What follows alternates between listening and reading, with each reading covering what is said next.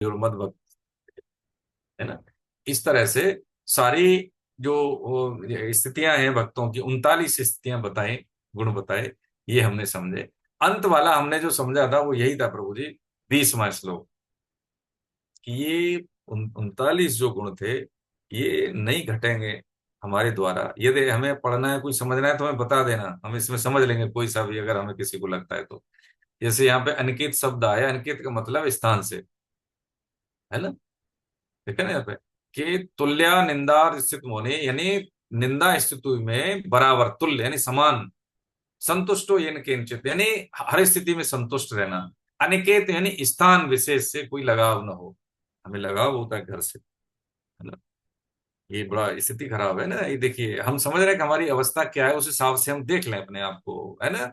अनिकेत का ऐसे समझें कि एक बार वो थे नारद जी महाराज, तो नारद जी तो देखिए क्या है कि जिस पे कृपा होती है किसी जीव पे, तो सबसे पहले नारद जी के दर्शन होते हैं। जो क्रम है भगवत प्राप्ति का, ऐसा कहा गया है शास्त्रों में, सिद्धों ने भी कहा है कि सबसे पहले हमें मिलते हैं कौन से, सात्विक वृत्ति के लोग मिलेंगे, सत्संग जन मिलेंगे, सुधी जन मिलेंगे, साधन परायण मिलेंगे, फिर संत मिलेंगे, महात्मा मिलेंगे, है ना। इस तरह से फिर परमात्मा मिलते हैं, है ना। सदगुरुदेव का वर्ण होता है, इस तरह से हमें परिस्थितियां बदलती हैं। और नारद जी उनमें से एक है, देख लें, नारद जी उनमें से एक है। नारद जी के दर्शन होते हैं पहले भाई जी महाराज को हुए 1936 में, अंगिरा ऋषि और नारद जी के गोरखपुर गीता वाटिका में, वो जगह आज भी उसमें लिखा भी है ना। उन्होंने वर्णन भी किया बाद में। तो ऐसी स्थितियां होती है। तो ये जो अनिकेत हम समझ रहे थे, तो एक बार नारद जी किसी उनके, जो होता है ना, किसी पे कृपा हो जाती, दुष्टों पे भी होती है नारद जी की ना, कंस पे भी ना, सारा भगवान का भेद खोल दिया, देखा जाए तो, है ना। लेकिन वो भेद क्या था कि उसको जो दुष्टता की हद पार जल्दी हो, इसलिए उन्होंने भेद खोला, है ना। हमें लगता है कि नारद जी आलोचना कर रहे हैं भगवान की, लेकिन आलोचना नहीं, हाँ, क्यों, भक्तों का उद्धार करने के लिए, यानी समय ज्यादा न लगे, उसकी जो दुष्टता की जो हद हो जाए ना, उस हद तक जल्दी से पहुंचाना उसको। तो उन्होंने कहा भाई देखो, ये अब आपकी उम्र हो गई, भगवान का नाम ले लिया करो, है अब ये शादी ब्याह हो गया, बच्चों का सब कुछ हो गया, अब आपकी कोई इतनी जरूरत नहीं हस्तक्षेप की इनकी गृहस्थी में। करे महाराज आपको नहीं पता है, ये लड़का काम करता है, नौकरी करता है, पैसे लाता है, ठीक है, लेकिन बहुत बर्बाद करता है, ये देखता ही नहीं। अरे तो 10 रुपए की चीज है, ये तो ज्यादा महंगी ले आता है, बताओ, 80 रुपए की चाय पी लेता है ना। 80 रुपए की चाय पी लेता है, जैसे मान लीजिए आदरणीय कुलदीप साहब हैं, 10 रुपए की चाय, अब इनकी बच्ची जाए भाई जहाज से जा रही है, तो वहां पे तो 250 रुपए की मिलती है, इनको तो लगेगा 250 रुपए में तो 4 दिन की सब्जी आती है भाई, होता है ना कई बार। तो वैसे होता है कि भाई ये तो बहुत पैसे खर्च करते हैं, और मैं इनको टोकता हूँ, कैसे बचत होती है, ये समझ नहीं रहे, बच्चों की शादी ब्याह कैसे होगी, कि भाई भगवान का भजन कर लो महाराज, बस थोड़ा सा क्या है कि इसको समझा दो। अभी अभी भी तो शादी के छोटे छोटे बच्चे हैं, उनका शरीर पूरा हो गया, शरीर पूरा हो गया, शरीर पूरा हो गया तो बन गए वो कुत्ता बने, और वो उसी घर में आए बार बार, तो डंडे पड़े उनको, लेकिन फिर भी वो जाए नहीं। तो नारद जी फिर बोले, कहता है हाँ बोलो, अब तो बच्चे समझदार हो गए। क्या समझदार तो हो गए महाराज, लेकिन कभी कभी तो गेट नहीं बंद करते, तो मुझे यहाँ आना पड़ता है। तो अभी यही क्या है कि इनको होश ही नहीं है कि रात होगी, दरवाजा बंद करना है कि नहीं करना है, कि अच्छा आपको तो डंडे पड़ते हैं, अरे अब क्या करें, सब बालक हैं, अपने ही हैं। तो अच्छा, अब जब 12 साल की आयु होती है कुत्ते की, तो वो भी शरीर पूरा हो गया उनका, तो फिर बन गए क्या, छिपकली बन गए। अनिकेत को समझ रहे हैं हम, अनिकेत क्या, अनिकेत, हाँ, स्थान से लगाओ। अब जब वो छिपकली बने, तब बोला फिर नारद जी ने, नारद जी बोलते हैं हाँ अब तो कुछ, कि महाराज अभी क्या बताएं, देखो ऐसी स्थिति खराब है, ये लोग समझ नहीं रहे, मैं तो जानता हूं कि मेरे बच्चे ही तो मुझे जानते नहीं है।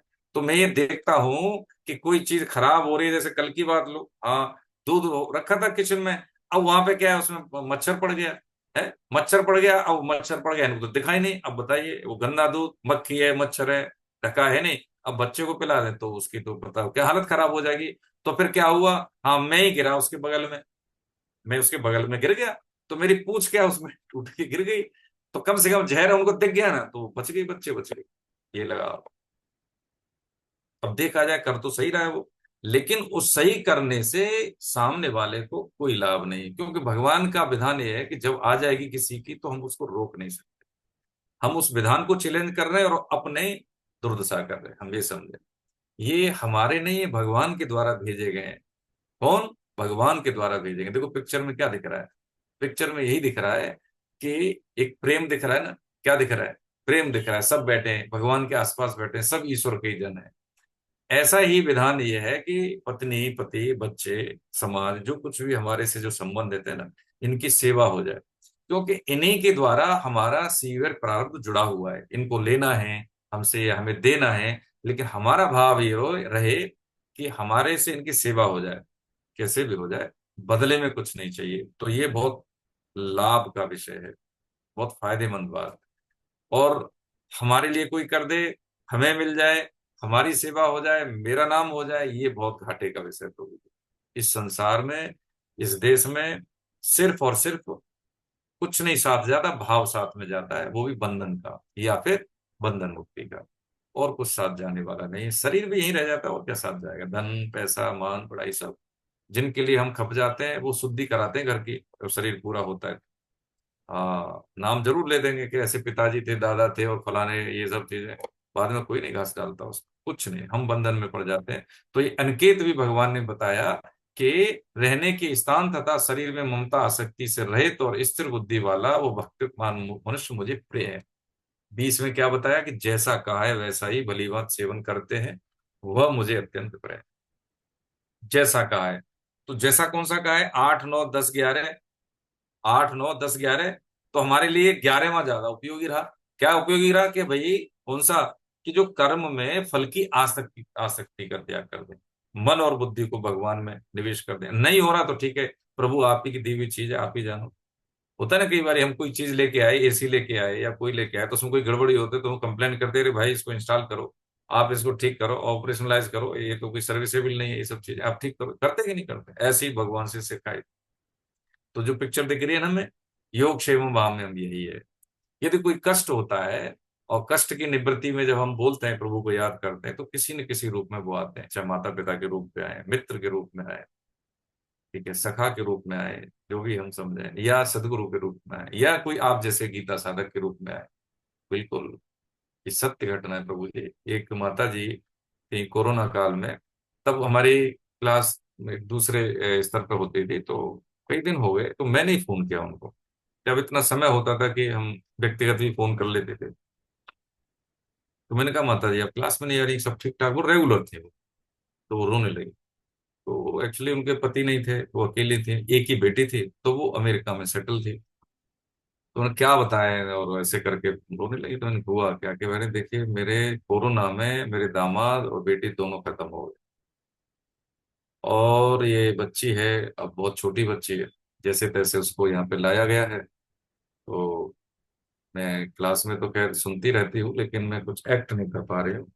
और जो उन्होंने बोला अपनी बात, इसलिए मैं आपको निवेदन कर रहा हूँ। उन्होंने कहा कि यदि गीता मेरे जीवन में नहीं होती, यदि गीता मैंने अच्छे से नहीं समझी होती, जैसे हमने आज समझे, इस जो गीता परिचय अभियान के माध्यम से जो भी, इससे मुझे इस कष्ट को सहन करने की क्षमता आई, मैं इसको सह गई।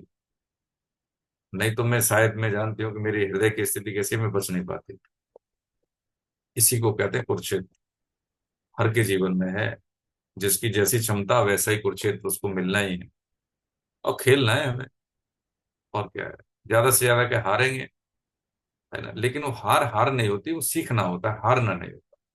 व्यक्ति के हिस्से में दो चीज आती है, सीखना या जीतना। हारना नहीं होता। हारते तो वो हैं जो अपने आप से हार जाते हैं, वो कोई नहीं जिता सकता उसको, है ना? कोई नहीं जिता सकता उसको। जीवन में खाली पेट और खाली जेब जो सीख दे देती है, उस व्यक्ति को दुनिया की कोई यूनिवर्सिटी सिखाने के लिए उपलब्ध नहीं है, न उसको आवश्यकता है। कोई यूनिवर्सिटी सिखा नहीं सकती उस अनुभव को, है ना? और ऐसा व्यक्ति जिस जीवट से उठता है ना, उसके अंदर फौलाद होती है, आग होती है, वो कुछ भी कर सकता है। ऐसा नहीं है। हमारे महापुरुष इसके उदाहरण हैं। हम तो इतने सुविधा संपन्न है, तो हमें तो हर चीज मिल जाती है आसानी से, है ना? जिसको खाने के लिए रोटी नहीं है, जिसको कल के लिए सर्वाइवल इश्यूज है, जिसको पढ़ने के लिए लैंप नहीं है, आप छोड़िए उसकी तो बात, लाइट की सुविधाएं नहीं है, वो व्यक्ति जब कुछ बनता है तो अपने बल पे बनता है और आग लगा देता है। सुविधा संपन्न उसके पीछे होता है। उसको पता ही नहीं कि कैलकुलेटर किस दुनिया का नाम, उसको नहीं पता है। उस बच्चे को हमने देखा, एक देसी व्यक्ति को, ऐसा व्यक्ति। लेकिन जब वो बोलता है तो ऐसा लगता है कि पता नहीं कितना पढ़ा है वो, है।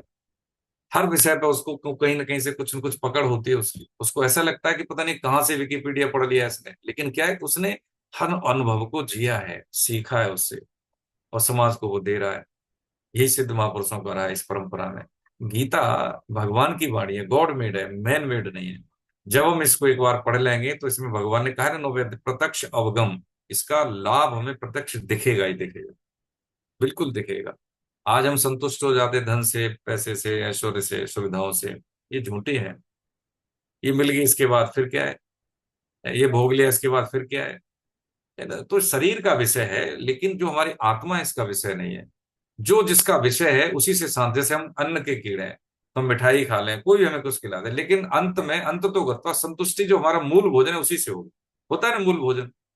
ऐसे ही आत्मा का विषय क्या है, परमात्मा है, उसी से उसकी संतुष्टि होनी। हम उसी के अंश हैं, और किसी से हो नहीं सकती। ये बात जितनी समझ में जल्दी आ जाए उतना ठीक, नहीं आई तो घाटे में रहेंगे। ऐसा सिद्ध महापुरुष कहते हैं प्रभु जी, है ना। सुबह से लेके शाम तक एक बात हमने ये समझी, छोटा काम छोटा है, उद्देश्य बड़ा है, फायदेमंद, बड़ा ही काम होगा, परिणाम बड़ा होगा। काम बड़ा है, उद्देश्य छोटा है, घाटे की चीज, कभी हम बड़ा काम कर ही नहीं सकते। ये बात समझ लें। हाँ, हमारा उद्देश्य क्या है, हम गृहस्थ हैं, नौकरी वाले हैं, छोटा है हमारा परिवार, ऐश्वर्य हमारा छोटा है, हमें कम लोग जानते हैं, कोई फर्क नहीं पड़ता। ये दिमाग में रहे कि मैं करूंगा बड़ा, जो मेरे संपर्क में आएगा सबकी सेवा करनी है, झूठ का आश्रय लेना ही नहीं, असत का आश्रय लेना नहीं, दिल खोल के सेवा करनी है। जो मेरे पास है सेवा में लगा देना है। सेवा क्या है, अपने परिवारिक जनों से शुरू कर देना, माता है, पिता है, भाई भौजाई, पति पत्नी, बच्चे, सब सब की सेवा जो कर सकता हूं मैं करूंगा। उसके लिए ताड़ना भी हमें देनी पड़ती है, लेकिन उसमें कोई स्वार्थ थोड़ी होता है कि मैं इसलिए ताड़ना दे रहा हूं कि ये मेरे सुविधा के लिए, मेरे सुख के लिए काम आए, नहीं, उसके भले के लिए, ये मेरा कर्तव्य कर्म, ऐसा सोच के। बस ये गीता, ये हमें ये सिखाती है, ये भक्ति योग है। भक्ति योग का मतलब आप एक लाइन में कैसे समझे, हमने जान लिया कैसे कर्म होते हैं और हम कर रहे हैं, और जान के जैसे हम जो कर्म कर रहे हैं यही कर्म भक्ति में बदलते हैं।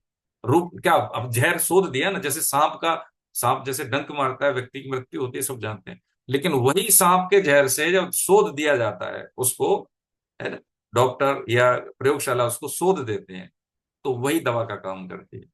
वही जहर, सांप का जहर वही मार देता, वही दवा। ये ऐसे ही ये है कि यही संसार के काम भगवत प्राप्ति कराते हैं, यही संसार के काम भगवान के द्वारा पोषित हो जाते हैं, यही संसार के काम करने से भगवान अधीन हो जाते हैं। अधीन है ना, दिख रहा है ना पिक्चर में? यही बात समझने की है प्रभु जी, इसी को भक्ति योग कहते हैं।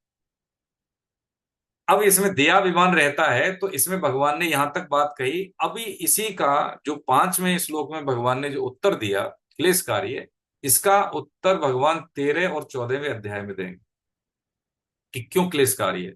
इसलिए क्लेशकारी है क्योंकि जैसे हमारा शरीर है, हम इस शरीर को नहीं जानते, अभी नहीं जानते, है ना। कैसे नहीं जानते, इस शरीर में जो स्थितियां, जैसे पंच महाभूत है हम इतना जानते हैं, इंद्रियां जानते हैं, कर्म इंद्रियां जानते हैं, और क्या जानते हैं हम, है। इसके अलावा हमें कुछ आता ही नहीं, कुछ पता नहीं, इससे ज्यादा हम कुछ जानते नहीं, है ना।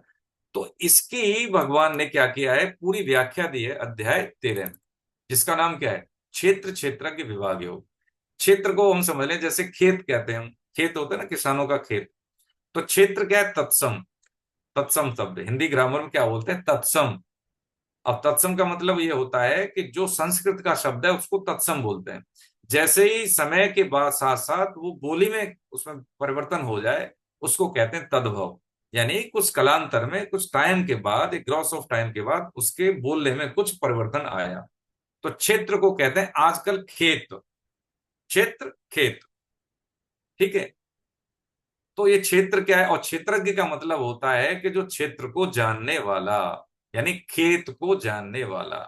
जो क्षेत्र और क्षेत्रज्ञ को जान लेता है, विभाग से जान लेता है, उसका भगवान से योग हो जाता है, जुड़ाव हो जाता है, वो जान लेता है मैं क्या हूं।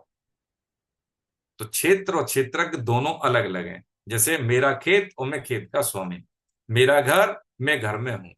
तो जो घर क्या है, एक बिल्डिंग है, एक छोटी सी जगह में कहीं पर बनी हुई, उसमें मैं बैठा हूं। तो क्षेत्र यानी ये खेत हो गया कि खेत में, जो खेत होता है उसमें क्या हम बीज बोते हैं, अंकुरण होता है, उसमें फसल उगती है। ऐसे ही ये शरीर क्या है, क्षेत्र है। इसके माध्यम से, स्थूल सूक्ष्म और कारण शरीर के माध्यम से हम कर्म करते हैं, और कर्म के आधार पे ही हमें परिणामों की मिलती है, क्या खेती मिलती है, अच्छे का अच्छा, बुरे का बुरा। यही हम फसल काटते रहते हैं, कभी कीड़ा बन के काटी, कभी पेड़ पौधे बन के काटी, कभी मनुष्य बन के काटी, यही काट रहे हैं है। अच्छे कर देते हैं तो हमें अच्छा पैसा मिल जाता है, अच्छा ऐश्वर्य मिल जाता है, अच्छी सुख सुविधाएं मिल जाती है, किसी को कम मिलती है। लेकिन अंत तो गत्वा वो व्यक्ति फिर क्या है, बार बार फसलें काटता रहता है। तो जब हम इसको जान लेते हैं क्षेत्र का क्या विशेषता है, क्षेत्रज्ञ की क्या विशेषता है, तो इसमें हम विभाग कर लेते हैं, सेपरेशन कर लेते हैं, तो बस हमारा काम हो जाता है। इसी का नाम है क्या, क्षेत्रज्ञ विभाग है वो। ठीक है। अब जब देखिए हम इस स्थिति में पहुंच गए है, हमने कर्मयोग को समझ लिया, हमने भक्ति योग को समझ लिया, अब ये ज्ञान योग है। अब ज्ञान का मतलब क्या होता है, गंभीरता। आप समझे हम चीजों को। तो गीता अब क्या है कि अंतिम शतक है, ये गीता का अंतिम शतक है, और ये अंतिम शतक थोड़ा सा गंभीर है। यानी अब हम, आप किस में आ गए, हम लोग अब हम आ गए पोस्ट ग्रेजुएट लेवल में आ गए। गीता का कौन सा भाग समझ रहे हैं, पीजी भाग। अब जैसे ऐसा नहीं कि जैसे हमने मान लो 8वीं में 10वीं में या 12वीं में लिखा हमने कि भाई गाय पे निबंध लिखो, तो 4 पैर होते हैं, 4 थन होते हैं, उसके 2 सींग होते हैं, उसका बछड़ा होता है, फिर ये दूध देती है, दूध हमारे लिए लाभदायक होता है, ऐसे निबंध नहीं लिखना। अब पीजी वाला विद्यार्थी कैसे निबंध लिखेगा, वो गाय को आर्थिकी से जोड़ेगा, किसी समाज की आर्थिकी से जोड़ेगा, उसको कृषि से जोड़ देगा, कृषि सीधी आर्थिकी से जोड़ती है, उसको स्वास्थ्य से जोड़ देगा कि उसके दूध में, उसके गोबर में, उसके मूत्र में क्या विशेषताएं है, उससे स्वास्थ्य से जोड़ दिया उसको, मतलब किससे जोड़ दिया, आर्थिकी हो गया, उसकी कल्चर से जोड़ दिया। गाय हमारी माता है क्योंकि उसमें सभी देवताओं का वास है, और इसका प्रत्यक्ष प्रमाण क्या है कि जब हम गाय को ऐसे गले से मिलते हैं उसको, तो देखिए देसी गाय की बात हो रही है। हाँ, तो जो हमारे अंदर जो जलन होती है ना, वो जलन शांत होती है। अब रेगुलर हम 10-12 दिन करके देखें, इसको आनंद आएगा। तो जब पीजी वाला गाय पे कोई चीज लिखेगा, ऐसे लिखेगा, निबंध लिखेगा, तो उसके कंटेंट अलग हो। अब यही समझने वाली बात है कि जो बच्चा हमारे साथ है ना, तो उसको काम भर की चीज इतनी आनी चाहिए कि मैं जब भक्ति में, जैसे हिंदू हूँ, सनातनी हूँ, तो मैं सनातनी क्यों हूँ, मैं हिंदू क्यों हूँ? हम माँ दुर्गा की पूजा करता है, हमें से कोई माँ है काली की कोई पूजा करता है, कोई गणेश भगवान की करता है, कोई शिव की करता है, सब एक ही है, सब एक है। अब मैडम चंदा शर्मा, ठीक है, किसी की माँ है, किसी की बहन है, किसी किसी की बेटी है ना, है नहीं है, लेकिन वो एक ही। अब हम इनसे पूछे आप कौन सी हो बताओ, है ऑफिस में जाती हो तो वहां पे अफसर हो आप, घर में आती हो तो दादी कहता है वो बच्चा आपको, एक मम्मी कहता है आपको, है एक बहन कहता है आपको। तो आप ये बताओ इनमें से कौन सी हो? तो कहेंगे अजीब आदमी है, कौन सी हो, मैं तो एक ही हूँ। अरे मेरे रिश्ते अलग अलग है भाई, वो भैया है तो भाई बहन कहेगा, जो बेटा है तो मम्मी कहेगा, अरे वो मेरा पोता है तो मेरे को दादी कहेगा भाई, और क्या कहेगा, यही तो कहेंगे वो। क्या अजीब ऐसी बात कर रहे हो? हम ऑफिस में तो हमारे सबॉर्डिनेट, हम वहां पे बॉस है, वहां तो भाई मेरा, अब यही है। भगवान एक ही है ना। हमारी सामर्थ्य के अनुसार वो विभिन्न रूपों में आते हैं, बड़ा अवतार में शुक्र बन के आए, मनुष्य अवतार में राम बने, कृष्ण बने, ताकि हमारा उनसे तादात्म्य हो जाए। हर जीव में भगवान है।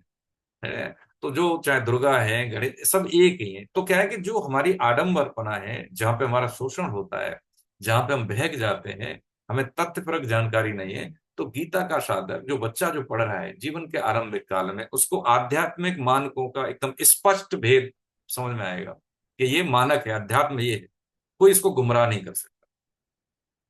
कोई भी, जैसे होता है ना कई बार लव मैरिज में बच्चियां चली जाती हैं या बच्चे हमारे चले जाते हैं, उसको कारण क्या है उसको पता ही नहीं है। विवाह एक संस्कार है, माता पिता की बात हमें समझ में नहीं आ रही, या उनका कोई, जैसे एक सब सामान्य सी बात हम समझ, हमारे यहाँ समझ रहे हैं, क्योंकि समाज हमारा ग्रसित है इससे, बहुत टूटा हुआ है हमारे लोग। ऐसे देखो हर घर की कहानी होती है, कई बार ज्यादातर ऐसा इशू मिलते हैं हमको, तो लोग बताते हैं, है ना।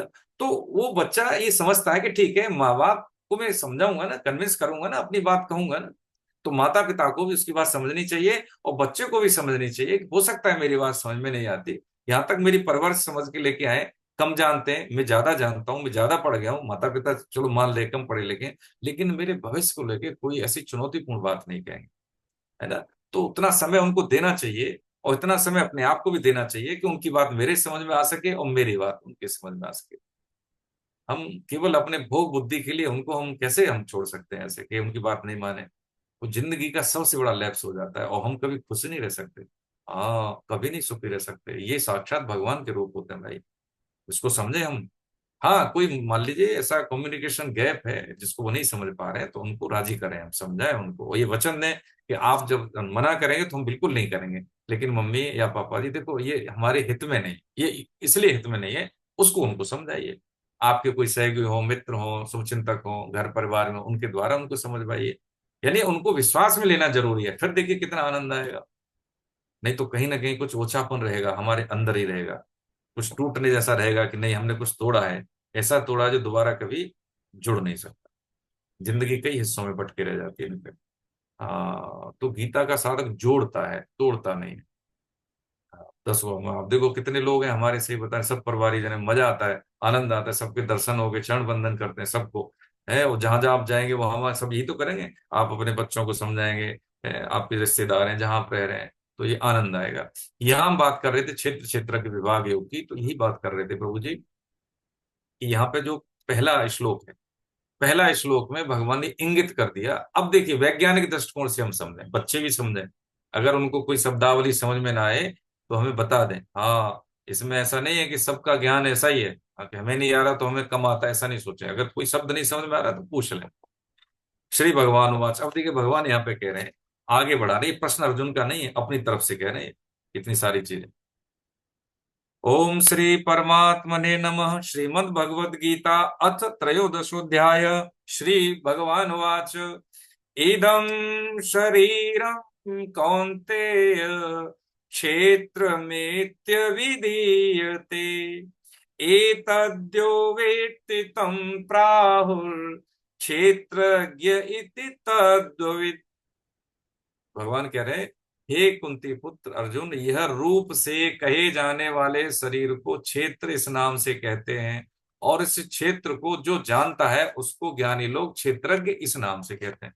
अब क्या समझ में आई बताइए? ये भगवान ने कौन सी शैली अपनाई? ये थर्ड पर्सन वाली शैली अपनाई, ये अप्रत्यक्ष शैली अपनाई, कि सामान्य सी बात कह के इसको इदम, इदम माने कहते हैं जैसे यह होता है ना, एडजेक्टिव कौन सा हो गया, है संकेतवाचक जिसको हम कहते हैं, है ना, यह वह कहते हैं ना, यह वो, ऐसे इदम यानी यह। अब यह कौन सा है कि यह हम किसको कहेंगे, जो मेरे से अलग है, वह जो मेरे से ज्यादा अलग है, ज्यादा दूर है तो दैट, और कम दूर है तो दिस, ऐसे तो कहते हैं यह। जैसे यह पेन, यह कंप्यूटर रखा है, ज्यादा दूर नहीं, यह कंप्यूटर, तो ऐसे ही कह रहे हैं यह शरीर, यह शरीर इदम शरीरम। यह शरीर का मतलब क्या है, यानी भैया ये तेरे से अलग है, तू अलग है और तेरा शरीर अलग है, इदम शरीरम, है ना। यानी तुम शरीरम नहीं कहा, इदम शरीरम, तुम शरीरम नहीं, इदम शरीरम। इदम शरीरम कौन थे, यानी ये जो शरीर है ना भैया, इसको क्षेत्र कहते हैं। ये तीन से क्षेत्र क्या है, यानी स्थूल शरीर प्लस सूक्ष्म शरीर प्लस कारण शरीर इक्वल टू क्षेत्र, ये खेत है। अब देखो पिक्चर में दिख रहा है ना, स्थूल दिख रहा है, सूक्ष्म दिख रहा है, फिर कारण दिख रहा है उसके पीछे। कारण बहुत व्याप बड़ा है, कारण दिख नहीं रहा बहुत बड़ा है स्थूल के पीछे सूक्ष्म उससे बड़ा, उससे भी बड़ा कारण दिख रहा है, दिख रहा नहीं दिख रहा, तो ये क्षेत्र है। और इसको ज्ञानी लोग क्षेत्रज्ञ इस नाम से कहते हैं। अब इस क्षेत्र को जो जानता है उसको कहते हैं क्षेत्रज्ञ, जो जानता है। अब जैसे हम है, हम बचपन में ऐसे थे, जब होश संभाला तो हमने जैसे किशोरावस्था से तो हम जान ही रहे कि मेरा चेहरा ऐसा था, युवावस्था में ऐसा था, अब मैं हो गया मान लो प्रौढ़ावस्था का तो मुझे पता अब ऐसा होगा, लेकिन वो शरीर मेरे थे, वो शरीर मरते नृत्य मर रहा है ना शरीर, बचपन में जो शरीर था वो नहीं रहा, अब दोबारा मिलेगा भी नहीं शरीर को, वो शरीर मिल जाएगा नहीं मिलेगा, खत्म हो गया वो। तो ये झूठी बात है कि हम जी रहे हैं, सच्ची बात तो देखो प्रभु जी यही है, शरीर मर रहा है रोज, हर पल। ग्रॉस ऑफ टाइम के बाद उसका बदलाव हम रिफ्लेक्ट देखते हैं ना, बदलाव देखते हैं, इंप्रेशन देखते हैं उसका, शरीर मर रहा है, रोज मर रहा है, एक समय के बाद ये शरीर नहीं रहे। अब क्या करें कि जो शरीर की वर्तमान अवस्था से हमारी आगे की अवस्था प्रभावित होती है, तो क्या करें, इसको बना लें भाई, वर्तमान अवस्था को सजा लें, भगवान नाम जप कर लें, साधन परायण हो जाए, जिसलिए भगवान ने अवसर दिया उसको पूरा कर लें। तो जैसे हमने पढ़ाई करी, है ना, सुप्रीति ने पढ़ाई अच्छी करी भाई, 7वीं कक्षा की बच्ची है, 10वीं अच्छी की, 12वीं की, जैसे ही 12वीं करती है अच्छे ग्रेजुएशन हो जाएगी तो इसको अच्छा पैकेज मिलेगा। जब 4-5 साल ये अपने ग्रूमिंग अच्छे से कर ली तो इसको रेस्ट ऑफ द लाइफ के लिए ना गाड़ी है, बंगला है पैकेज है, धन, किसी के लिए चिंता करनी है, इस बच्चे को नहीं करनी। तो उसने 4-5 साल खूब मेहनत कर ली, अब रेस्ट ऑफ द लाइफ इसको एंजॉय करना है। पहले गधे की तरह मेहनत कर ली है बच्चे ने, अब राजा की तरह जिएगा। अब जो माँ बाप के राज में पहले राजा की तरह जिएगा, वो जिंदगी भर गधा बना रहेगा, है ना। तो क्या करें, हाँ वर्तमान को हम संजो लेंगे तो जिंदगी भर, यानी जैसे इस बच्ची का उदाहरण लिया, ऐसे ही कि जो वर्तमान की अवस्था से आगे की अवस्था हमारी प्रभावित। तो भगवान ने कहा कि क्षेत्र की, अब जान लिया ना हमने कि मैं बदल रहा है मेरा शरीर, एक समय के बाद नहीं रहेगा, तो मैं क्या करूं, पहले तो ये जान लिए कि मैं शरीर में। तो शरीर, अब देखो भावार्थ में जो है हमारे में, भावार्थ में क्या है, भावार्थ में बहुत अच्छे से, यहाँ पे मैं इसलिए ध्यान देना चाहूंगा आपका, क्योंकि फिर हम भूल जाएंगे। हमने बोला और सुन लिया तो उड़ जाएगा दिमाग से। जब हम देख लेंगे शब्दों को तो फिर उड़ेगा नहीं दिमाग से, और जब जरूरत पड़ेगी तो हम समझ जाएंगे कि यहाँ पे लिखी है, चलो समझ में नहीं है तो दोबारा पढ़ लें। ये वो विज्ञान है, जब एक बार समझ में आ गया ना प्रभु जी, देखिए भगवान के आश्रय में, भगवान के बार बार, तो 12वां अध्याय हमने दोबारा से समझा है, जो कुछ उपयुक्त श्लोक वो इसीलिए समझे। गीता हमने एक बार पढ़ ली ना ढंग से, तो जीवन का हिस्सा बन जाएगी। हम ये नहीं कह रहे कि हमारे साथ बार बार पढ़िए, आप अकेले पढ़िए, 10-20 लोग इकट्ठे करके बिठा के हम सब दोबारा से पढ़ें, ठीक है। हमें आवश्यकता पड़े न पड़े, लेकिन ये हमारी जिंदगी का अंग बन जाएगी, ठीक है। जीवन के ढंग गीता के संग।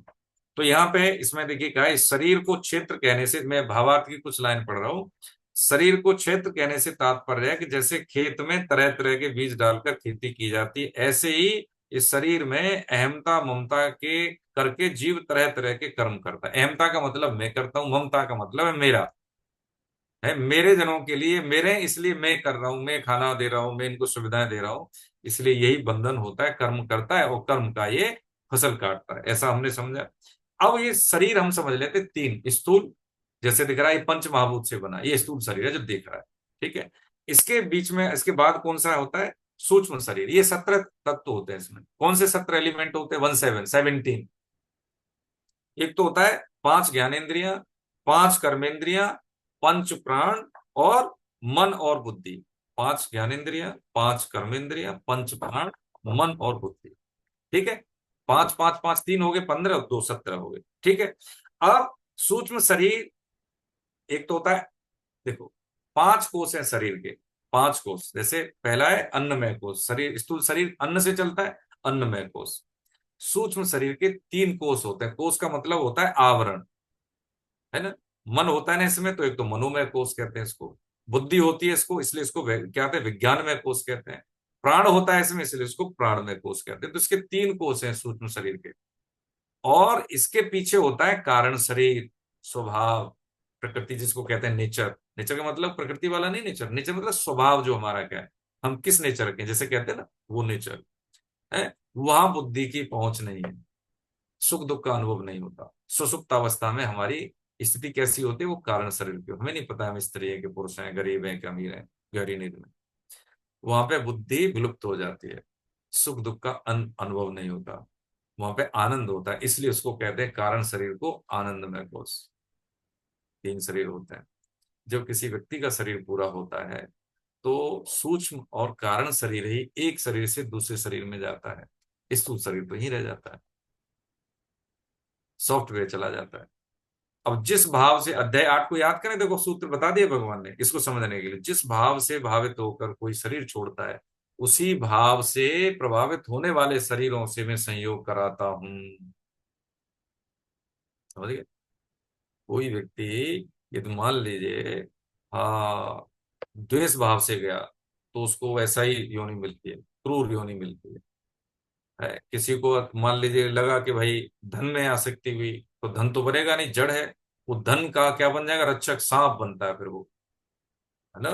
कोई व्यक्ति ऐसा है खाने पीने में, मांस में रुचि है, तो वो क्या बनेगा, शेर, शेर बनेगा, या मांसाहारी कोई जानवर बनेगा, इंसान नहीं बनता फिर वो। क्योंकि भगवान क्या करते हैं, अधिकतम भोगों की उपलब्धि ले, चल ठीक है।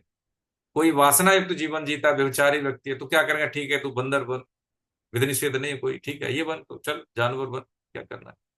क्योंकि मनुष्य जीवन भोग योनि नहीं है। यहाँ पे यही समझ रहे हैं हम इस श्लोक से कि ये भोग योनि नहीं है, भोगने के लिए नहीं है, कर्तव्य कर्म करने के लिए आए हैं। हर हमारी मर्यादा में विधि है, एक निषेध है ना। दायित्व बोध है, गृहस्थी में दायित्व बोध है। गृहस्थी से सारे देखो आश्रम, बचपन भी, यानी जो ब्रह्मचारी वो भी हम पे निर्भर है, वानप्रस्थ है जो हमारे माता पिता है वो भी निर्भर है, संत महात्मा है वो भी निर्भर है। तो गृहस्थ की जिम्मेदारी कितनी, इसलिए संग्रह करने की वृत्ति और संग्रह करने की अनुशंसा शास्त्रों ने सिर्फ गृहस्थ को की है।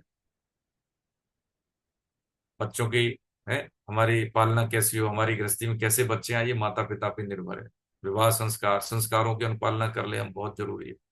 हम किस लिए आए, सिर्फ अभी तक हमने यही जिया है कि सुविधाओं के लिए। हम किस लिए आए, पैसा इकट्ठा करने, किस लिए कि हमें लोग जाने हम बहुत वैज्ञानिक हैं। ठीक है, कौन मना करता है, वैज्ञानिक बने, इंजीनियर बने, डॉक्टर बने, लेकिन सबसे पहले हम इंसान बने, तो सब बन जाएंगे, कारगर होंगे। कोई मना थोड़ी करता है भाई, डॉक्टर बनो तुम, भगवान के सेवक को है मतलब है। कौन मना करता है कि तुम भाई सनातनी हो, तुम इंजीनियर मत बनो, बनो ना, कौन मना करता है, बोलिए कौन मना करता है। ऐसे बहुत से उदाहरण है ना।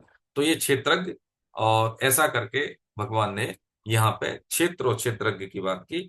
इसमें अगर किसी को डाउट हो पढ़ लेंगे, और उसके बाद आप जो है फिर अगर कोई शंका है तो आप हमें बताएंगे। तीसरे दूसरे श्लोक में भगवान ने यहाँ पे बताया कि क्षेत्रज्ञम चापिमाम विद्धि सर्व क्षेत्रेषु भारत, क्षेत्र क्षेत्रज्ञ और ज्ञानम यत ज्ञानम मतम मम। हे भरत वंशोद्भव अर्जुन, तू संपूर्ण क्षेत्रों में क्षेत्रज्ञ मुझे ही समझ, और क्षेत्र क्षेत्रज्ञ का जो ज्ञान है ना, वही मेरे मत में ज्ञान। ये सबसे बड़ा ज्ञान क्या है, जो ये जानता है कि मैं शरीर नहीं हूं और मैं आत्मा हूं, ये ज्ञान। अब ये शब्द तो आ गया लेकिन ये अनुभूति नहीं हुई। अब होता है ना, जैसे कभी जा रहे हैं तो किसी के ओ रिक्शा, तो उसका नाम, रिक्शे वाले का नाम रिक्शा नहीं है, लेकिन क्योंकि उसके पास रिक्शा है, उसने क्या कर लिया, तादाम हो गया, उसका एकीकरण हो गया है रिक्शे से, इसलिए रिक्शा बोलोगे तो वो आएगा। अब वो ले ले टैक्सी, तो अब रिक्शा बोलोगे तो अब नहीं आएगा। अब वो क्या बोलोगे, टैक्सी, तो वो टैक्सी, उसका नाम टैक्सी नहीं है, लेकिन टैक्सी बोलोगे तो वो आएगा। ऐसे ही हम शरीरों से तादाम्य कर लेते हैं, यही हमारी गलती है। तो कह रहे हैं ना, क्षेत्र क्षेत्र का जो ज्ञान है मेरे, जो मुझे समझ लेता है, संपूर्ण क्षेत्रों को मुझे जान। अब ऐसे क्या, संपूर्ण क्षेत्रों में क्षेत्र की मुझे जान, ऐसे जान कि भगवान को पता है, जैसे हम श्राद्ध तर्पण करते हैं तो कर्म थोड़ी वहां पहुंचेगा। ये सारे कर्म पहले किसको जाते हैं, भगवान को जाते हैं। जैसे हमने श्राद्ध किया, तर्पण किया, अभी श्राद्धों में किया, या जैसे मान लो माता दुर्गा की पूजा की, तो जिस देवता की पूजा की है, जैसे भी जाति, तो अंत तो गत्वा भगवान को है। श्राद्ध तर्पण करते हैं तो सबसे पहले ये कहाँ जाएंगे, भगवान को जाएंगे। अब उनको पता है कि ये जीव, जो हमने संकल्प किया कि मेरे दादाजी, मेरे पिताजी, मेरे फलाने, मेरे ये, तो वो भगवान उस संकल्प जो शब्दों का मतलब चुन के, सुन के, और वो कर्म जो है उस जीव को पहुंचाते हैं, उस जीव को कर्म पहुंचाते हैं। तो वो कहाँ है हमें नहीं पता है, लेकिन जिस योनि में उसको जीव, उसकी उन्नति होगी, उसका कल्याण होगा। तो इसलिए कह रहे हैं क्षेत्रज्ञ मुझे, सबको पता, जितने भी खेत हैं, जितने भी जीव हैं, उनको जानने वाला तू, यानी क्षेत्रज्ञ मुझे समझ। क्योंकि मैं ही तो सब में अंतर्यामी रूप से हूं, मुझे पता है कौन सा जीव कहाँ है। इसलिए हमें लगता है ना, अरे भगवान इतना नाश हो गया, इतने लोग मर गए, ऐसे होता है ना कई बार। लेकिन ज्ञानी क्या कहते हैं, ये भगवान की लीला है, ये विध्वंस लीला है, कभी रास लीला है, कभी जो है पालन लीला है, ये लीला है। अब हमें क्या बकवास कर रहे हो, लीला है, लीला, इतने लोग मर गए, आपको लीला दिख रही है। वो ये जानते हैं कि जैसे अभी होता है ना, कि जैसे हमने उदाहरण से समझा है कई बारी, कि किसी माँ बाप के 5 बच्चे हैं, और पांचों बच्चे, कोई डॉक्टर है, कोई इंजीनियर है, कोई अमेरिका में, कोई ऑस्ट्रेलिया में, कोई यूरोप में है कोई अफ्रीका महाद्वीप में, कहीं पे भी है। तो उनको सब को पता है कि वहां पे गए भैया, यहाँ यहाँ है मेरे बच्चे। और गांव वाले क्या, आपके बच्चे कहाँ है, पता नहीं कहाँ रहते हैं यार, कैसे हो। लेकिन कुछ नहीं भैया, वो विदेश में है मेरे बच्चे। ऐसे ही 14 भुवन तीनों लोग भगवान के हैं। कोई जीव कहाँ है, कोई जीव कहाँ है, कोई मान लो इस खोल में है, कीड़े के खोल में, कोई मनुष्य के खोल में है, कोई लता पता के खोल में है। तो भाई उनके लिए न कोई नाश है, न कोई पालन है, उनके लिए क्या, जीव को शुद्ध होना है। ये हमारे लिए लगता है कि हम जी रहे हैं, हमारे लिए लगता है कि भाई हाँ ये सुविधाएं हैं, ये भगवान की कृपा से इतना बड़ा महल बन गया, ये हमारे लिए। अरे भैया वो कुछ नहीं, उनके लिए कुछ भी नहीं है, कुछ भी नहीं है। सिर्फ क्या है कि जीव को शुद्ध करना है, जीव का अंत तो गत्वा, अंतिम लक्ष्य यही है भगवत धाम, कि जीव क्या कर ले, अचल स्थिति में आ जाए, है, वो मेरा वर्ण कर ले, ठीक है, वो मेरी ओर सम्मुख हो जाए, ताकि वो कष्टों से निवृत्ति हो जाए, है ना। ये क्या, ये मतलब है इसका, क्षेत्र क्षेत्रज्ञ का मतलब ये है। ये जब हम जान लेते हैं, तो हमारी रुचि नहीं होगी, संसार में नहीं रुचि होगी। हाँ, जिएंगे रहेंगे, शरीर का धर्म का अनुपालन करेंगे, लेकिन चाहेंगे वही जो हमें चाहना है, करेंगे वही जो हमें करना है। वो हम कभी नहीं करेंगे जो हमें कभी करना है, कभी नहीं करेंगे बिल्कुल। ऐसे व्यक्ति को न मान चाहिए न सम्मान चाहिए, बस वो अपनी धुन में रहता है। हाँ, ऐसा व्यक्ति, बस इसी को कहा जाता है कि चलता फिरता। हाँ, सामान्य भाषा में क्या कहा जाता है? चलता फिरता। ऐसा विश्वविद्यालय जो एक शब्द से सीख दे देता है, एक शब्द से सीख दे देता है, क्योंकि उसके शब्द में इतनी गहराई है, इतनी चोट है। जैसे मान लीजिए कोई व्यक्ति एक हथौड़ा मारे, और कोई व्यक्ति एक मतलब हल्का सा कोई मान लीजिए एक छड़ ले ले, तो हथौड़े की चोट ज्यादा लगेगी ना। ऐसे ही उस साधन परायण व्यक्ति के साधन का वजन होता है उस शब्द में, इसलिए वो अंदर तक उतरता है ना। अंगुलीमाल उदाहरण है, महात्मा बुद्ध ने बस एक ही तो बोला कि उसने कहा ठहर, उसने कहा मैं तो ठहरा हूं, तू ठहर जा। तो ऐसी कौन सी बात कह दी कि ठहर जा, ठहरने से उसका परिवर्तन हो गया हृदय का? है? वाल्मीकि जी ने जब बोला, नारद जी ने बोला कि नहीं ठीक है, तो उसने कहा पहले घर पूछ के आ। तो क्यों पूछ के जाता? भाई क्या जरूरत थी उनको घर पूछ के आने की कि तेरा हिस्से का ये जो पाप कर रहा है मिलेगा, वो वहन करेंगे नहीं करेंगे? वो तो इतने लोग मार देते, नारद जी को भी मार देता, लेकिन उनको पता है कि मैं बोल रहा हूं इसका असर पड़ेगा इस पर। और पड़ा। और बताइए, भगवान की लीला में वो शामिल हुए, वाल्मीकि महापुरुष हुए, जो कि सबसे बड़े रत्नाकर डकैत थे वो। ये क्षेत्र क्षेत्रज्ञ का ज्ञान इसलिए क्या है कि मेरे मत में यही ज्ञान है। तो जिसको ये ज्ञान हो गया ना, जिसने ये जान लिया, वो कभी ऐसा काम करेगा नहीं फंसने वाला, जिससे कि उसका जीवन बर्बाद हो। नहीं करेगा, बिल्कुल नहीं करेगा। वो कुछ भी करेगा, ये नहीं करेगा। इसलिए अर्जुन को उपयुक्तता दिखी भगवान को अर्जुन में, कि जब ये जान लेगा ना, तो ये मेरे हैं ये तेरे हैं, इनको मारूंगा न मारूंगा तो सोच नहीं सकता। उसका पुत्र भी, देखिए, इस ज्ञान के बाद उसका पुत्र भी गया ना, कष्ट हुआ उसको, लेकिन उसने लड़ाई लड़ी। क्यों लड़ी? कि भगवान मेरे साथ है। बस यही स्थिति समझने की है। हाँ, आज हम ये विराम लेते हैं। अब अध्याय 13 में हम घुस गए ना, जो चौथा, तीसरा, चौथा, पांचवा, यानी 5वें श्लोक तक हम ये समझ लेंगे 24 तत्वों से बना हुआ है ये स्थूल सूक्ष्म और कारण शरीर। इसकी मतलब उत्पत्ति कैसे हुई, है ना। गीता का जो ज्ञान है ये बहुत गहरा है, बहुत बहुत गहरा है। इसको जितने हम गहरे में जाएंगे उतने अलग अलग इसके मायने निकलेंगे। और एक स्थिति ऐसी आएगी, कई बार ये हमारा कपाल को ये लगता है ये कहाँ घुस गए इस रीजनिंग में, हमें नहीं पता है। तो क्या करते हैं भक्त, क्या करता है? केवल नाम जपता है। इतना ज्ञान जानने के बाद भी अंत में बचता केवल नाम है, कुछ नहीं बचता है। लेकिन फिर भी हम जानने की क्या, क्योंकि हमें भूख होती है, हमें जानने की होती है कि हम ज्यादा जाने, ज्यादा से ज्यादा जाने। करने की नहीं होती, साधन में नहीं मन लगेगा, लेकिन जानने में लगेगा, इन्फॉर्मेशन इकट्ठा करने में, डाटा कलेक्टिंग में लगेगा। लेकिन जो व्यक्ति, जान लीजिए ठीक है ज्ञान पे पास है, अच्छी बात है, लेकिन इससे कुछ ज्यादा लाभ नहीं होता। इसका प्रमाण ये है कि जो उसको शब्द ज्ञान नहीं है, तो क्या उसको भगवत प्राप्ति नहीं होगी, उसको बोध नहीं होगा? देख लीजिए कक्षा 13 3 9 पढ़े हैं, प्रेमानंद जी का एक भी शब्द ऐसा देख लीजिए जो शास्त्र विरुद्ध हो, व्याकरण विरुद्ध हो। अंग्रेजी आती नहीं, लेकिन बिल्कुल अच्छा, कभी ग्रामर पढ़ी नहीं संस्कृत की ना हिंदी की, लेकिन देख लीजिए एक भी शब्द ऐसा नहीं है जिसपे कोई विवाद खड़ा कर दे, जिसको लगे कि नहीं असंगत है, जिसको लगे कि नहीं ये तार्किक नहीं, ये प्रमाणिक नहीं है, ये शास्त्र का प्रमाण नहीं। बोध भगवान देते हैं। ये जो हम प्रार्थना करते हैं शुरू में 2 4 10 मिनट देते हैं, इसी बात का है कि हम भगवान से जुड़ने की प्रयास करते हैं। हम उस प्राकृतिक रंगों के माध्यम से उस सत्ता से जुड़ने का प्रयास करते हैं कि प्रभु आपके आश्रय में जो हम समझने वाले हैं हम सही सही समझे, इसलिए जुड़ता है। तो उसके बाद प्रवाह हमारा बनता है, सोचने समझने की शक्ति आपके संग के प्रताप से कुछ हमारे को मिलता है। यही तो है। तो ये क्षेत्र क्षेत्र क्या जब हम समझेंगे अच्छे से, 13वें अध्याय में ये 5वां श्लोक तक बहुत अच्छी चीज। उसके बाद जब ये समझ में आ गई ना, तो स्टेप बाय स्टेप आगे की चीजें अपने आप खुलती चली जाएंगी। फिर गीता की गंभीरता हमें क्या है, आनंद वाली में लगेगी। गंभीर का मतलब नीरसता नहीं रहेगी। फिर हमें लगेगा कि नहीं अब तो ठीक समझ में आ रही है, अब तो बस पीएचडी वाली जो भगवान ने बात बताई ना, अब हम समझ में आ रही है।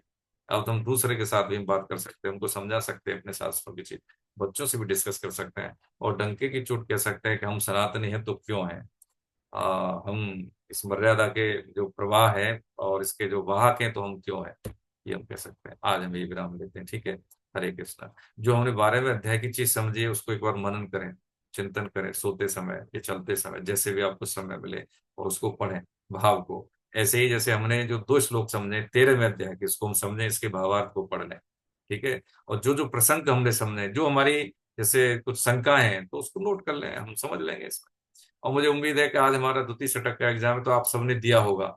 अभी रात के 11 बजे तक, यानी 11 बजे भी खोलेंगे तो 12 बजे तक सबमिट कर सकते है ना। तो अभी नहीं, जिन्होंने सबमिट नहीं किया है तो आप कर दें उसमें, है ना। पहले संकल्प पत्र भरेंगे भरेंगे उसको, उसके बाद फिर इसका द्वितीय शतक का एग्जाम। संकल्प में भी यही है कि जो हम साधन कर रहे हैं, क्या कर रहे हैं, तो जो आप टिक करेंगे उसमें वो उसी को मान लेंगे और हम सब करें। और यार सबमिट सबमिट करने में कोई प्रॉब्लम है तो हम अपने बच्चों की हेल्प ले सकते हैं, या आप हमें फोन कर सकते हैं, ठीक है। तो चीजें ठीक ठाक हो जाएंगी। ग्रुप में ऐसे बहुत से हमारे सुधीजन हैं, जैसे भारती जी है, हेमकेश जी है, ठीक है, आदरणीय कुलदीप साहब हैं। तो ये तो देखिए कि बहुत आज युवा पीढ़ी को चैलेंज करने वाले, बहुत सारी चीजें इनको आती हैं कुलदीप साहब को, जो ऑर्गेनाइजर है हमारे गीता क्लास के। तो ये भी मदद कर देंगे किस तरह से सबमिट करना है, अगर किसी को दिक्कत आ रही है तो, ठीक है। हरे कृष्ण प्रभु जी। हरे कृष्ण। आज हम ये विराम देते हैं, ठीक है। तो आगे से जो इनका क्रम है, हमारे श्लोक वाचकों का पढ़ने वाले जो हमारे आदरणीय सुधीजन है, उनका क्रम यही रहेगा। और इसमें कोई ऐड होना चाहे तो सर आप इनको आगे ऐड कर सकते हैं, ठीक है। अब थोड़ा सा गीता हमारे जीवन में घटेगी, और हम इस लायक बनेंगे कि भाई लोगों को हम बता सके हम गीता क्यों पढ़ रहे हैं। ये कोई हमारा कॉमर्शियल एक्टिविटी नहीं है, ये भगवान का काम है, हमारी पीढ़ी का काम है। कोई भी किसी भी परिवार का कोई एक मेंबर जुड़ता है तो बहुत लाभ होता है। हाँ, एक चीज मैं इसमें जोड़ूंगा प्रभु जी, कि यदि कोई व्यक्ति हम में से सपरिवार इसको पढ़ता है, सपरिवार, ये हमने देखा है, उसका घर में ऐसा वातावरण हुआ है, बहुत भागवतिक, मतलब बहुत आनंद वाला, बुक्का फाड़ के आनंद वाले लोग। पति पत्नी में से एक आया तो पति पत्नी को कन्विंस नहीं कर पाता, शिकायती मूड में रहते हैं सारी जिंदगी, चाहे लंबे रेज की हो फिर भी। और पत्नी पति को नहीं कन्विंस कर पाती। तो अल्टीमेटली उनमें द्वंद्व द्वय रहता ही है उनमें, ठीक है। ये प्रयोग हुए हैं, कई बार हुए हैं। माताएं बहनें पति को इसलिए नहीं कर पाती क्योंकि हमें कन्विंस कर रही हो आप, ये रहता है बड़ा सिस्टम। और जब पति कहता है तो कहती है जिंदगी भर, अरे कहाँ यार, हमसे ब्याह कर लिया तो काहे का तू काय का कहा तुम हमको क्या, आगे मैं नहीं कहना चाह रहा। तो कई बार ऐसे हुए, लेकिन जिन्होंने सेमिनार अटेंड की, तो जैसे ऐसा ना कि अभी जैसे अनुपम जी जैसे ही एक हैं, अनुपम जी बहुत दिन में दर्शन हुए प्रभु जी, हरे कृष्ण। तो हमारे यहाँ एक चीफ सिक्योरिटी ऑफिसर है एयरपोर्ट पर, तो सबसे पहले वो मेरे मित्र हैं, बहुत अच्छे दोस्त हैं मेरे। तो गीता हमने घर में पढ़ी, हमारी बुआ जी ये सब भागवतम सब था, लेकिन इस तरह से हमने कभी नहीं पढ़ी थी। तो उन्होंने कहा यार देख एक बार तो हुआ, तो मैंने कहा चलो ठीक है। उस जोड़ने वाला मेरे को वही। अच्छा, हमारी आदत क्या थी कि हम बच्चा छोटा था मेरा, तो हमारी जो पत्नी जी हैं वो नहीं जा पाती थी, तो हम उनके साथ बैठ के पढ़ते थे हफ्ते में। जैसे 1 डेढ़ घंटे पढ़े तो घर में देखो किताब हम दोनों खोल के ऐसे ऐसे पढ़ा हमने, ऐसे ऐसे इसका मतलब ये समझा। तो धीरे धीरे क्या हुआ कि फ्रीक्वेंसी हमारी बढ़ती गई, हम हमारे प्रयास दोनों के एक तरह से होते गए। और जब हम कोई काम कर रहे हैं तो उनको पता है कि इसमें मेरा भी कंट्रीब्यूशन है, तो उसमें कोई द्वंद्व नहीं रहा कि आप तो वहां चले जाते हैं, ऐसा कर रहे हैं। घरों में होती है चीजें। अब वो भाई साहब नहीं कर पाए और पत्नी तो मतलब ही नहीं समझा पाए। 5 साल ऐसे गुजरे उनके, लेकिन वो लड़का बहुत मेहनत के, अभी स्वाध्याय करना, ये करना, उसने मांसाहार छूटा, शराब छूटी उसकी, ये सब एक कुसंग छूटा उसका। हालांकि मेरी बात भी नहीं मानता था, लेकिन जब बात समझ में आई तो सबसे पहले सॉरी उसने बोला कि यार बात ठीक कहते थे आप। जब उनकी पत्नी आई सेमिनार में लखनऊ में, तो उन्होंने कहा देखो क्षमा करना, हम इसको गीता को पता नहीं क्या गलत समझ बैठे, ये हमने ऐसे कभी गीता पढ़ी नहीं। ये तो हमारे लिए अगर हम जितनी जल्दी जुड़ जाएं, ये हमारी समस्याओं का समाधान। तो इसमें सभी कैसे बच्चों की परवरिश करनी है, बच्चों को क्या सिखाना है और कैसे सिखाना है, ये बहुत जरूरी है। हम कहीं भी रहें, कि हम विदेश में रहते को 2 बच्चे बैठे हैं आपके यहाँ पे, मैं तो बार बार इनका नाम इसलिए लेता हूँ कि परिवार से मिला हूं इनसे, और रियली हृदय से कि भगवान इनको उन्नति दे, और ये हमारी परंपरा का आगे मतलब ये बीड़ा उठाए, और जहाँ पे इन्हें बहुत अच्छा योगदान दें, संसार में दें, पूरे विश्व में दें। लेकिन अपनी मर्यादा के बल पे बहुत ऐश्वर्य कमाए, कौन मना करता है, लेकिन बेहतर इंसान बन के कमाए, ये बढ़िया है। मैं कल्पेश की और उसकी बात कर रहा हूँ, अंकुर जी की बात कर रहा हूँ, ठीक है। आप में से हैं जैसे देखो अनुपम है, भारती जी, निधि जी, ऐसे 12 13 जन हैं जो दिल्ली एनसीआर में ये काम करते हैं, है ना? लेकिन क्या है कि लोग हम 8 जोड़ते हैं, 10 छोड़ जाते हैं। हम ये नहीं कह रहे हो सकता है हम में कमियां हो, लेकिन हम तो ये कह रहे हैं कि ठीक है आप कहीं पे भी पढ़े, लेकिन वैज्ञानिक दृष्टिकोण से जीवन में आनंद आए। शिक्षक हैं हम, पढ़े लिखे हैं, लेकिन जीवन में कष्ट है, काई की शिक्षा भाई। शिक्षा का मतलब क्या है कि हमारे जीवन को सरल बनाए, तकनीकी का मतलब है कि हमारे सुविधाओं को और बढ़ाए, लेकिन उतने ही हम क्लिष्टकारी होते जाते हैं, कठिन होते जाते हैं, प्रेम गायब होता है जीवन से, आनंद गायब होता है। तो काय का जीवन बताइए क्यों जी रहे हैं? मशीनी युग में मशीन बन के हम रह गए। ये स्थिति हमारी सुधरती है शास्त्रों के अध्ययन से। जब हम बोले माँ बाप को दूर हैं, है, तो जरूर बोले कि मम्मी हम आपको मिस करते हैं, हम आपको याद करते हैं, आपको, है, उनकी दवाइयां छूट जाएंगी भाई। हम नहीं कर पा रहे हैं शरीर से, लेकिन अपनी भाषा से उनका हम पोषण कर सकते हैं, सम्मान दे सकते हैं। भाई है, भाभी है, छोटा भाई है, हाँ ठीक है, उसको बेटे समान प्यार दें, है ना। कभी कभी होता क्या है कि हम देखा है, कई बार हम जाते भी हैं तो भाई भाई लड़ रहे हैं। 2 दिन पहले की बात है कि किसी को ही हमें घर लेके गए कि भैया चलना है। एक जैसे एक बच्चा आता था उनका क्लास में, तो ठीक है, तो कह के देखो हम इसलिए लाए कि हमारे घर में ये समस्या है, ऐसे ऐसे। तो आज फिजिकल क्लास थी कृष्णा नगर में, पूरा परिवार आया, देखो ये लाभ मिला पूरा। जो लड़का था वो, उसकी पत्नी, उसकी बच्ची, उसकी माँ, उसका छोटा भाई, जो आपस में झगड़ रहे थे, सब आए, है ना। लाभ मिला उनको। अब इसमें ये थोड़ी हमें ज्यादा आता है कि हम बहुत बड़े गाने, नहीं, ये भगवत वाणी है, संत महापुरुषों की चीजों को ले गया, हम तो जाते हैं। हमें कौन सा ज्यादा आता है? हमको ज्यादा पढ़े लिखे हैं, आप लोगों से ज्यादा आता है, लेकिन सास बहू एक साथ, भाई भाई एक साथ, उनको पता है कि नहीं, अरे भाई छोटा भाई है ठीक है, तुम पहले, बड़ा भाई है, अरे पिता समान है, आप भैया कोई बात, माता की सेवा करें। बहू घर में आती है तो वो किसी परिवार से हमारे घर में आई है भाई, उसको ऐसा न लगे कि मैं पराई हूं। उसको ये हमें प्रूफ करना है कि तुम हमारे परिवार का हिस्सा हो, हमारे शरीर का एक हिस्सा हो। कैसे आप अलग हो? उसकी कमियों को नजरअंदाज करें, और उन बच्चों को भी समझना चाहिए कि किसी घर में हम आते हैं तो उस कुल की परंपरा को हम वर्ण करते हैं। सास माँ नहीं हो सकती, लेकिन हाँ माँ की तरह हम रख सकते हैं, है ना। उसकी बात को थोड़ा सा माने, स्वीकार करें। हर कुल की अपनी एक अलग परंपराएं होते हैं, कुछ कुल रीतियां होती हैं, उसको स्वीकार करें, देखिए कितना जीवन आनंद में होता है। अच्छा, इसके अलावा और कौन सा रास्ता है? या तो हम अलग होंगे, टूटेंगे, कहीं दूसरे से जुड़ेंगे, तो शर्तें तो वही हैं भाई। शर्तें तो यही होंगी कि हम दूसरे से कब जुड़ते हैं, कुछ हमारी बात वो माने, हम उसकी माने। वहां पे भी कहीं ना कहीं जुड़ना है, तो अपनों के साथ क्यों नहीं हो सकता, है ना। अपनों के साथ क्यों नहीं होगा? बस ये थोड़ा सा ये मेरा निवेदन है कि गीता हमारे दैनिक जीवन से जुड़ी हुई चुनौतियों का उपाय देती है। छोड़ने की कला नहीं है गीता, जोड़ने की कला है। त्यागा शांतिरनंतरम, यानी कौन सी चीज का त्याग? जो हमें त्यागना चाहिए, और जो हमें जोड़ना चाहिए उसको तो मिलेगा ही। अध्याय 18 का अंतिम श्लोक पढ़ने हैं, देख लीजिए उसमें क्या लिखा है कि भगवान की जो 12 भक्तों में से महान है वो संजय कह रहे हैं, है श्री, जिसके लिए हम सारी जिंदगी खपते हैं, मुख्य उद्देश्य ही होता है, वो तो ऐसे ही आती है, बरकत में कमी नहीं रहती। ठीक है। हरे कृष्णा, आज अभी विराम लेते हैं। किसी की कोई शंका हो तो प्रभु जी बताइए। पेपर सभी आप सबमिट करें, मेरा हाथ जोड़ के ये निवेदन है आप सबसे। ठीक है। देवेंद्र कुमार साहब, हाँ कटियार साहब, हरे कृष्ण प्रभु जी कुछ कहना चाह रहे अरे क्या सर। हैं? अरे सर, ये कहना था आपसे हम्म। कि आज हमने एग्जाम तो दे दिया है, हम्म। और उसमें जो है हम्म। जिसमें संकल्प वाले में, हम्म। उसमें हमने तीन, इधर याद नहीं रहा, हमने तीन लोगों को जोड़ा है, ठीक है। और उसमें हमने एक भी नहीं लिख दिया, नहीं पे लगा दिया है। अच्छा, कोई बात नहीं, भगवान को तो पता है। कोई बात नहीं, कोई बात हाँ, ये अब ये बाद में याद आया, आप तो जानते ही हमारा नहीं। नहीं नहीं याददाश्त नहीं, की हमें बड़ी पता है, दिक्कत अरे आप जानते हैं है। सब, हाँ। आप परेशान नहीं, हाँ। कोई बात नहीं, कोई बात नहीं, अच्छा और अच्छा, किसी हमने का? तो बता दें आपको, सिर्फ अरे आज एग्जाम तो हमने सबमिट कर दी। चलिए ठीक है, बहुत बढ़िया। और किसी का कोई शंका हो, कुछ छूटा हो हमसे, प्रभु जी तुम करते हैं, सत्यदेव साहब, अनुपम जी, है कल्पेश जी, राकेश भैया, है, प्रभु जी नमस्कार। मेरा तो हरे, सिर्फ एक ही प्रश्न है। जी साहब। प्रश्न मेरा ये है कि मतलब कि जैसे मैं हम्म। अ, कि मैं अभी सॉफ्टवेयर इंडस्ट्री में हूँ, तो जैसे मेरी मेरी कंपनी में कुछ जो लोग थे वो दूसरे समुदाय के हैं। हम्म। ठीक हम्म। है। हम्म। उसमें से एक ने मेरे से क्वेश्चन पूछा कि भाई, हम्म।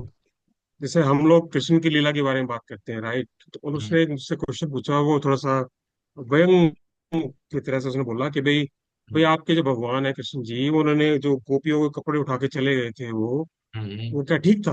हम्म। हम्म। तो उसका जवाब तो हमने उसको मतलब कि अभी दे नहीं पाए ढंग से, पर इसका जवाब हम्म। हम देंगे। तो जो हमने अब तक स्टडी करा है, समझा है, हम्म। वो हमें ये लगता है कि जो ये जो जिस तरह से हमें, जैसे हमारी चीजों को दिखाया गया है, या टीवी के माध्यम से या जैसे भी दिखाया गया, वो गलत दिखाया गया हम्म। है। हम्म। एक्चुअल में तो उनका पर्पस तो ये था कि भाई, जो आपका द्वेष, अहम और अहंकार है, तुम उसको त्याग कर दो। मैं तो उसको लेना चाहता हूँ, तुम उसको त्याग करके मेरे पास आओ, तभी हम्म। मेरी भक्ति से तुम जुड़ पाओगे।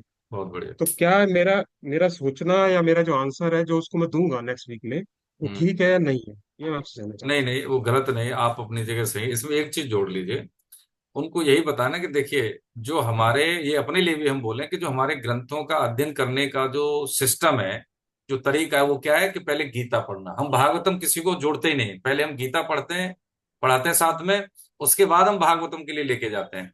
क्योंकि वो स्तर आएगा ही नहीं। वो तो छोड़िए किसी दूसरे समुदाय की बात करें, हमारे लोग कहते हैं कि रासलीला क्या है, ये तो समझ में नहीं आती। 16,000 गोपियां, वो रानियां और ये सब क्या समझ में आता, क्योंकि उसको पता नहीं है। तो इसलिए पहले तो क्या है कि हम अपने स्तर को वहां तक पहुंचाएं, उसके बाद हम भागवतम पढ़ें। तो जो रास है, एक बार यही बात उनसे कही थी, हनुमान प्रसाद पोद्दार जी महाराज से, कि सर बाकी तो ठीक है, भागवतम में यही वाला जो प्रकरण था जो आप बता रहे हैं, ये निकाल दिया जाए तो बहुत बढ़िया है। उन्होंने कहा, अरे मूर्ख, यदि वो निकाल देगा तो कुछ भी नहीं उसमें, वो निकाल देगा तो कुछ भी नहीं है। आप ऐसे सामान्य भाषा में समझें कि उस स्तर का जो ज्ञान है वो उनके पास नहीं है, जो दूसरे समुदाय के लोग, वो समझ भी नहीं सकते, ना हम उनको समझा सकते। उनका एक सेट पैटर्न है, उसी पर रहेंगे। ठीक है। दूसरी बात, हम जैसे लोग हैं, हम जो वैष्णव जन है, हमें ये समझना चाहिए कि हमें उस स्तर की चीज का या उस स्तर के प्रश्न का जवाब देने के लिए क्या हमारे पास वो उत्तर है? नहीं है, हमारे पास ही नहीं है। तो उसके लिए क्या करें, हमें पहले जैसे हम पढ़ रहे हैं ना, ऐसे ही जैसे गीता पढ़ रहे हैं, गीता के साथ साथ मान ली एक बार और गीता पढ़ ली, कुछ सेमिनार अटेंड कर ली, तो फिर हमारा जो काम भर की जो कहना चाहिए प्रश्नावली के जो उत्तर है वो आ जाएंगे। फिर हम उसको जवाब दे सकते हैं कि जब हम भागवतम पढ़ लेंगे तो ये, क्योंकि भागवतम में हर चीज क्रम से दी गई है। सृष्टि क्या है, समय क्या है, ये मनुष्य शरीर कैसे बनता है, और सृष्टि संरचना होती कैसे, पंच महाभूत कैसे होते, तन्मात्राएं क्या है, भगवान ने जो रास है, जो प्रेम है, उसका मतलब क्या है। ये जो प्रेम प्रसंग की बात करें कि ये क्या है, जैसे उसमें एक शब्द मान ले, अधर रस पान। अब इसको सामान्य भाषा में वल्गर शब्द बोल देंगे, लेकिन अधर, धर का मतलब होता है धरा, अधर जो धरा से संबंधित नहीं है, यानी जो अलौकिक है उस रस का पान। अब इसको कैसे समझेंगे, जो सांसारिक भाषा है उसका मतलब है अधर से मतलब होता है होठ। अब इसको हूँ। उसकी व्याख्या में तो गलत चला जाएगा, वल्गर हो जाएगा, लेकिन ऐसा नहीं है। अधर का मतलब हो गया जो कि इस संसार का नहीं है, अलौकिक है। अधर जो इस धरा से संबंधित नहीं। वही स्थिति है कि ये ऐसा नहीं है। केवल क्या है, जो आपने जो दो शब्द लिए, अहंकार, एक कौन सा लिया आपने, दूसरा मैं भूल रहा हूं, हम और अहंकार है कौन और सा? द्वेष। द्वेष। द्वेष अहम। हाँ, द्वेष का मतलब दो, दो से हो गया, अहंकार का मतलब करने वाले से हो गया, ये हो गया है। तो जो गोपियां थी, वो गोपियां कोई स्त्री तत्व नहीं है, वो ऋषि महर्षि थे वो। ठीक है। अभी जैसे प्रकृति में देखा जाए तो कोई पुरुष तो एक ही है ना। स्त्री पुरुष का जो भेद है हमारे यहाँ, जब भागवतम में हम समझेंगे, इसमें 15वें अध्याय में भी आएगा कि पुरुष केवल भगवान है। जब मीराबाई वृंदावन में गई तो वहां पे एक संत थे, सिद्ध महापुरुष। पहली बार गई तो वहां यमुना स्नान करके जब जाने लगी तो उन्होंने कहा, यहाँ संत महापुरुष रहते हैं, उनके दर्शन करने जाऊंगे। अच्छा, उनको नहीं पता थी वो स्त्री से नहीं मिलते थे। तो जैसे ही प्रवेश किया तो उन्होंने रोका, उन्होंने शिष्य ने, कह रहे माता, स्त्रियों से नहीं मिलते। तो तब तक वो, मतलब जो मेन दरवाजा था वो घुस गई थी, सामने आगे कुटिया थी उनकी। तो उन्होंने कहा, ठीक है भैया, लेकिन हमें तो नहीं पता इस सृष्टि में एक के अलावा कौन सा दूसरा पुरुष पैदा हो गया। आप ऐसे कह रहे हो, हम क्या जबरदस्ती करेंगे, ठीक है हम चले जाते हैं। तो वो सुन रहे थे महापुरुष जो बैठे थे अंदर, उन्होंने कहा ये सब तो कोई बोल नहीं सकता। वो बाहर निकल के आए तो उन्होंने साष्टांग प्रणाम किया। तो उन्होंने अपनी गलती भूल सुधारी कि मैं स्त्री से नहीं मिलता हूँ। आप समझ रहे हैं चीजों को, ये स्त्री पुरुष का भेद ये विलासी और जो भोगी व्यक्ति के अंदर होता है। हाँ, ये एक मान्यता है, एक मानक है, हर शरीर का एक धर्म है, उसकी एक परंपरा है, उसकी एक मर्यादा है। ठीक है। ये क्या है, भोगी व्यक्ति बोल रहा है ना कि वो स्त्री पुरुष को, यानी भगवान को भी वहां पे लेके घसीट लिया उसने, उसका स्तर देख लीजिए, है ना। तो ऐसे लोगों की बहस में जाना नहीं है। सुअर तो कीचड़ में लोड़ेगा ना, ऐसे करके लुटेगा। अब उससे या तो आप उसे बदला लेना है, चीट मार दी तो या तो बदला लो उससे, है। क्या करेंगे ऐसे लोगों से, उनका स्तर पर नहीं सर, जाके प्रॉब्लम बहस। ये ना कि देखो, प्रॉब्लम ये ना कि वो एक दो ही हैं, ठीक है। हम्म। और मेरी टीम है, ठीक है, हम्म। मेरी टीम में 20 लोग हैं, है ना। अब जो बाकी जो 18 लोग हैं ना, हम्म। अब वो क्या होता है, वो मेरे पास आते हैं, सर वो देखो ये ऐसे से बात कर रहा है, तो हम्म। आप इसको जवाब दो। आप मेरे हम्म। पास समझ रहे हो? तो अब हम्म। मुझे उसको जवाब तो देना है, वो मैं दूंगा ही, ठीक है ना, नहीं जो भी कैसे भी स्तर पे करके। है, हाँ, लेकिन हाँ, एक बात एक दो स्तर पे तक ले कभी। जाके तो मैं उसको जवाब दूंगा, पर मैं ऐसे जवाब देना चाहता हूँ ताकि प्रमाणिक। उसको बुरा ना लगे, क्योंकि हाँ, ठीक। टीम है ना, टीम हम्म। के साथ मेरे को तो इंटरेक्शन तो फिर भी रखनी रखनी है, उसको बुरा ना हाँ, लगे बहुत और बढ़िया। मेरा काम भी सॉल्व हो। बहुत बढ़िया। और कभी कभी ये होता है कि हर जवाब देना आवश्यक नहीं होता, कभी कभी जी जी कि हर प्रश्न का मौन जवाब होता है ना, वो कई जवाब दो तो उससे ज्यादा सरकारी होता है। हाँ जी कि जी ठीक है, समय आने पर वो समझ जाएगा। ये हमारे साथ भी हुई है चीजें, ऐसा नहीं है। हाँ, लोग होते हैं। जी हरे जी। कृष्ण। हाँ, अनुपम जी कुछ कहना हरे चाह कृष्ण। रहे हैं? अ, जी। जी, इसमें जहाँ तक मैंने भी इस पे एक बार रिसर्च किया था। हम्म। और इस पे मुझे यही पता चला कि उस वक्त मतलब उस वक्त नहीं, मतलब शुरू से ही हम्म। लोगों का जैसे नदियां या जल में ना बिना वस्त्र के नहाना हम्म। मतलब वंचित था, मतलब that hmm. Was not a good practice. तो हम्म। अच्छा प्रैक्टिस नहीं था। हम्म। तो उस उसको सार्थक करने के लिए भगवान ने उनको एक तरह का परेशान परेशान किया या उनको दंडित किया। हम्म। और उसके बाद मतलब ये कई जगह बताया भी गया है कि उन्होंने फिर अपनी भूल मानी और फिर उसके बाद से बिना वस्त्रों के उन्होंने कभी भी स्नान नहीं किया। तो ये स्त्री या पुरुष के मतलब स्त्री के लिए नहीं है, दोनों के लिए ये दोनों लाजमी है। देखिए, दो चीज हम समझे। जो जी प्रकरण है गोपियों वाला, उसमें जी प्रेम प्रकरण है, लेकिन उस प्रेम का मतलब अलौकिकता है, उसमें लौकिकता नहीं है। अब एक बात क्या चीज समझे कि देखिए, कि प्रेम की भाषा, भाषा से मतलब भाषा की पहुंच नहीं है वहां पे, है ना। प्रेम में एक और एक दो नहीं होते ना, एक एक 11 है। प्रेम में एक और एक ही होता है। अब इस स्थिति को कोई भी संसारी समझ नहीं सकता। दूसरी बात ये होती है इसमें, जब नारद जी और उसमें जैसे देखें कि दो गंधर्व जो थे, जो उसमें जो क्रीड़ा कर रहे थे, तो उन्होंने श्राप दे दिया। तो पेड़ों का बना के तुम जो है ऐसे क्रीड़ा कर रहे हो, उनके साथ जो थी, जो अप्सराएं थी। तो अप्सराओं ने तो अपने आप को कवर किया, लेकिन वो नहीं कर पाए, तो उन्होंने श्राप दे दिया। श्राप दे दिया तो उनको क्या बना दिया, पेड़ बना दिया। जब ऐसा श्राप मिला तो उन्होंने फिर उनसे विनती की नारद जी से, तो उन्होंने कहा पेड़ तो बनोगे भाई, लेकिन तुम्हारा उद्धार भगवान श्री कृष्ण द्वापर में करेंगे। तो वो कल से जब बांधा गया था तो भगवान ने उसको खींच दिया था, पेड़ गिर गए थे वो। तो देखिए, यदि ये जो गोपियां सृष्टि में, ऐसा कोई भक्त रहा नहीं है।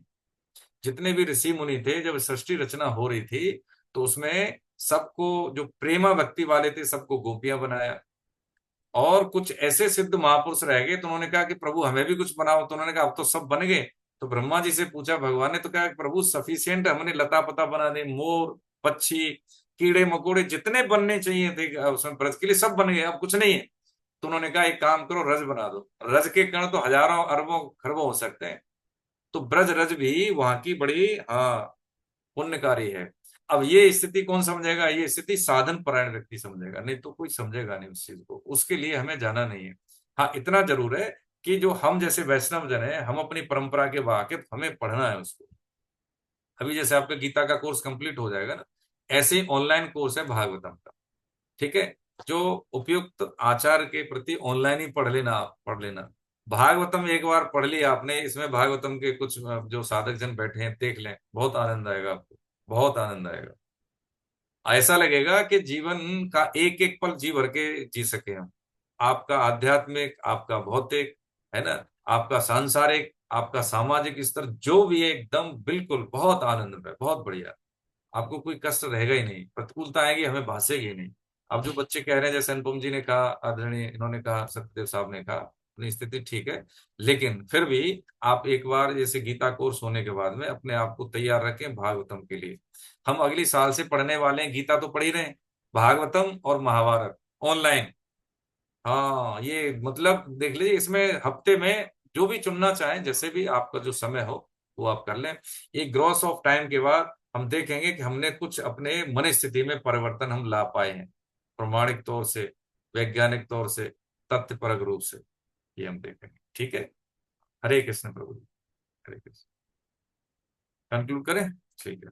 गोविंद जय जय गोपाल, जय जय गोविंद। गोविंद जय जय गोपाल जय जय जय। जय राधा रमण हरे गोविंद, जय जय राधा राधा रमण हरि गोविंद जय जय। श्री राधा रमण हरे गोविंद, जय जय श्री श्री राधा राधा रमण रमण हरि हरि गोविंद गोविंद जय जय जय। नाम संकीर्तनम यस्य नाम संकीर्तनम यस्य सर्व पाप प्रणाशनम सर्व पाप प्रणाशनम प्रणामो दुःख शमनस्तम नमो दुख शमनम नमामि हरिं परम।